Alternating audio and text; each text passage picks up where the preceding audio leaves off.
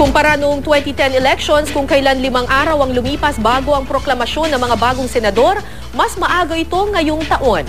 Pero kagabi 6 lang ang naiproklama, mas kaunti sa 9 na naiproklama noong 2010 elections. Sa 6, tanging si Nancy Binay lamang ang hindi dumalo sa okasyon. Giit ng COMELEC, hindi naman kailangang personal na pumunta ang mga nanalong senador. May news na si Ivan Mayrina.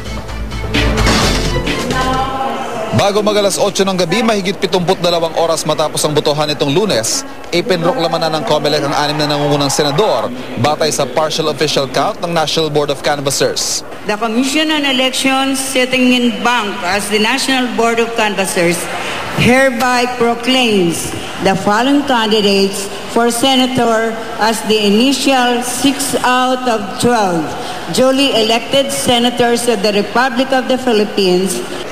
Present ang 5 sa top 6 na tinawag sa alphabetical order at inabutan ng proclamation certificate. Sina Sani Angara, Alan Peter Cayetano, Chis Escudero, Loren Legarda at Grace Poe. Kasama ni Senador Chis Escudero ang girlfriend na si Heart Evangelista na parehong nakantsawan ng mga naroroon.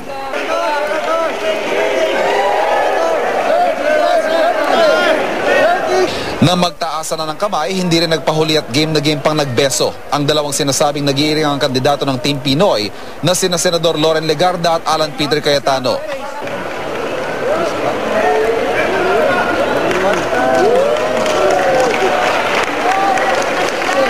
Tanging si Nancy Binay ang hindi sumipot sa proklamasyon. Hindi naman nagbigay ng dahilan ang ipinadalang kinatawan. Mas maaga ang paunang proklamasyon ng mga senador ngayong taon ay sinagawa 3 araw lang matapos ang eleksyon, kumpara noong 2010 kung kailan inabot ng 9 na araw bago may naiproklama. Pero noon, top 9 na at hindi 6 lang ang unang batch ng mga senatorial winner. If you're gonna ask me, it's both fast and accurate, no? And we think that this is important because we need this information out right away for public confidence rin in the system. Ivan Mayrina, GMA News.